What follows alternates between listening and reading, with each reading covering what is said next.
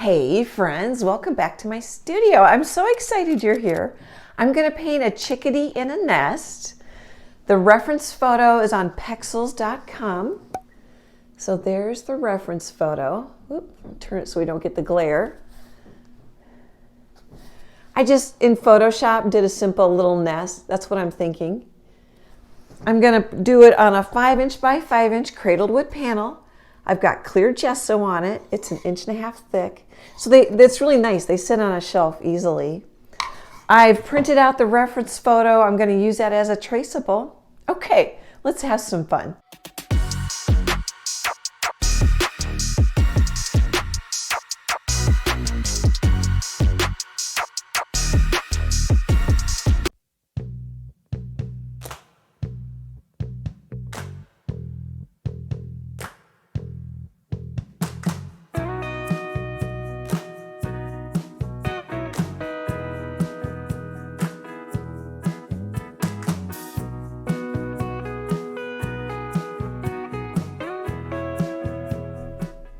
Let's set the table. I'm using primary colors. This time I'm using primary yellow. They're all Liquitex.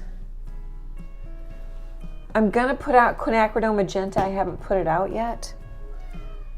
I don't know if you just heard my cat meow. And Phthalo blue green shade. So the only one that isn't a primary is this one. It's close. It's close to a primary here. I'm probably getting glare with my lights on in the evening.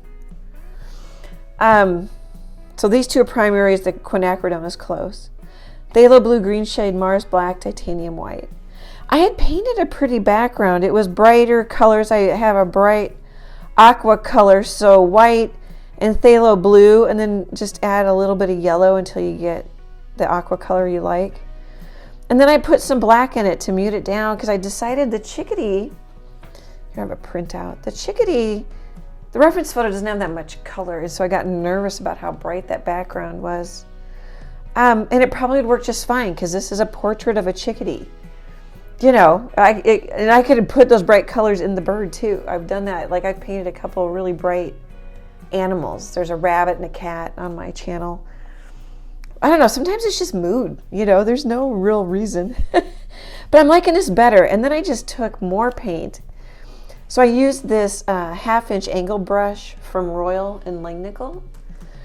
And with the second layer, I just took more paint and a little bit more water and smeared it, and I like it better. Some of the green from the background that was there is coming through, which is fine. I don't know, it just seems more muted and softer. I do that a lot. I'll have a more muted background and then a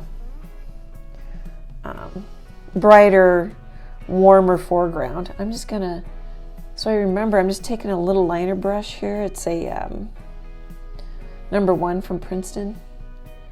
And just so I don't forget that that actually kind of comes out that way.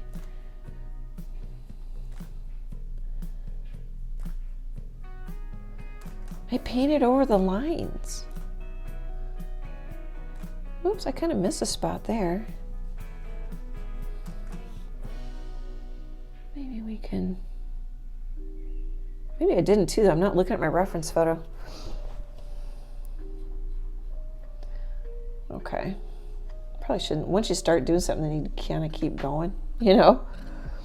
I went down further than I need to because I don't know how much is going to show through the nest. Probably not much, but that way if some does, it's fine.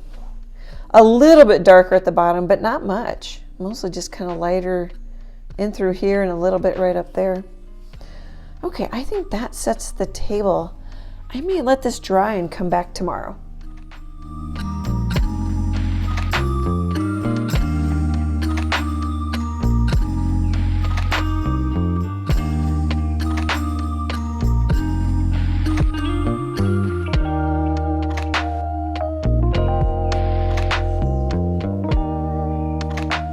Let's chat for a minute. So I've been using this #1 round for just like little detail, little flick of the feathers. I also grabbed this one. I don't know that I needed it. It's just a craft brush. Oh gosh, it's not as big as a #4 round in the Princeton line. It's kind of fun. I like the glitter in there. And I've been using this 1/2-inch angle brush that I use on the background. And I'm building up layers, colors, values. Warmer in the sun, cooler in the shade. Then I kind of warm it up around the edge, just like we were painting a pear. This is very much a pear shape. You could put a little stem on it and you'd have a pear. Take the beak off. And then one thing that I ended up doing, I had put some teal in here, which is still showing a little bit. What I end up liking is some of this lighter blue, straight up phthalo blue green shade, phthalo blue green shade and white. And then I was gonna paint a little white. So I thought maybe we'd do that in real time. So we'll put a dot in the eye. So I've got a darker blue. Hopefully you can see that, and a little bit of lighter blue, but it's not looking that much different. And then I don't see a dot in a reference photo, but a lot of times a dot works.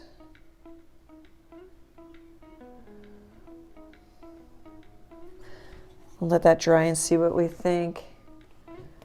I'm kind of tempted to put a little dot on the tip of the beak. Okay, yeah.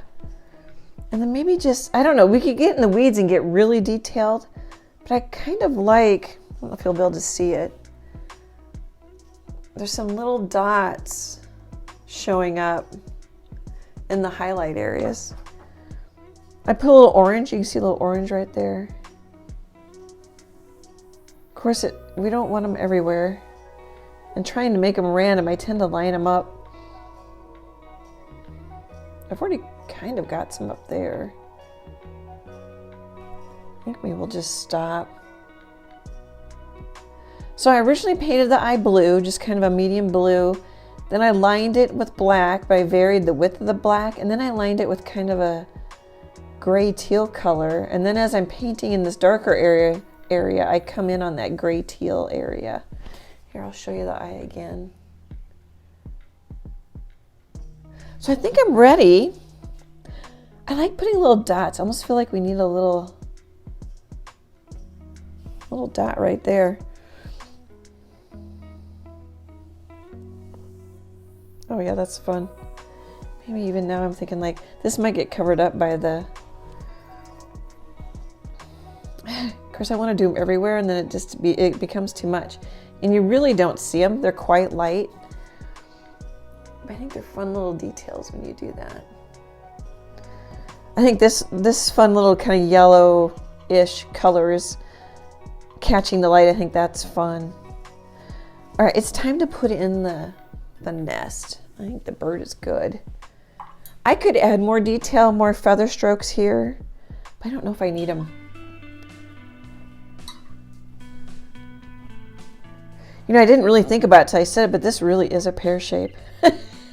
Painting pears is great practice for lots of things.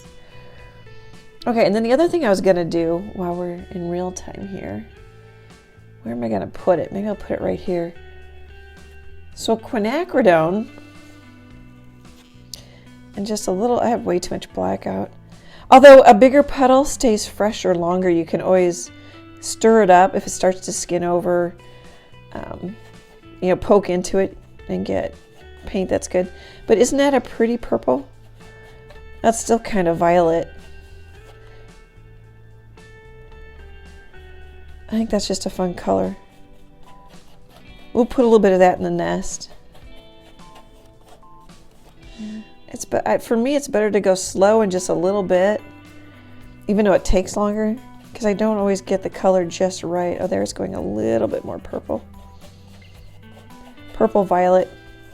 Okay, guys, that gets us up to speed. I'm going to use, probably this brush on the skinny parts, and then put in branches. Probably start darker and then build to lighter. That'll be easier. All right, I'll be back in a bit.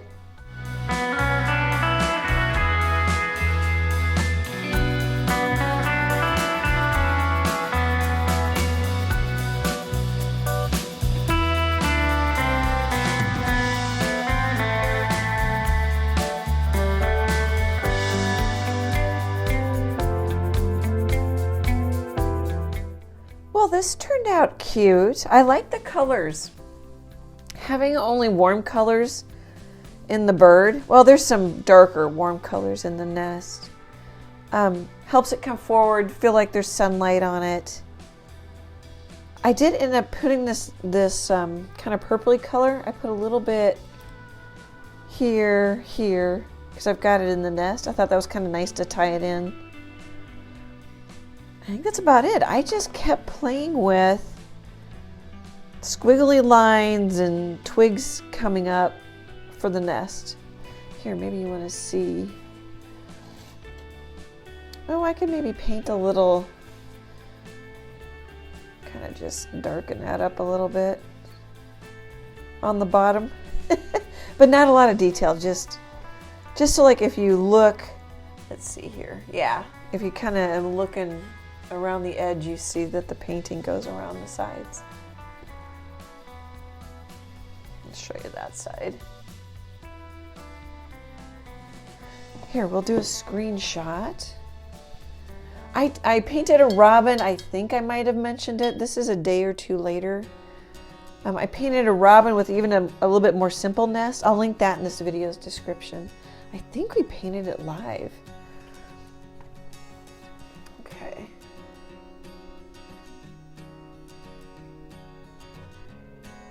Trying to get it square. And still. And then when I talk, I move. Give me a closer look. See some of the colors in the head. I think that's really fun.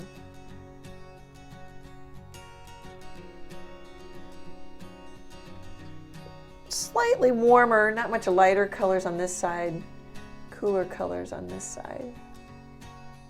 Okay guys, let me know if you give this a try. It's just a really fun, simple painting to do. I think you'll really enjoy it. I have a lot of fun hanging out with you, and I couldn't be a full-time artist without you. I super appreciate your support. Great big happy art hugs, and I hope to chat with you soon. Bye guys.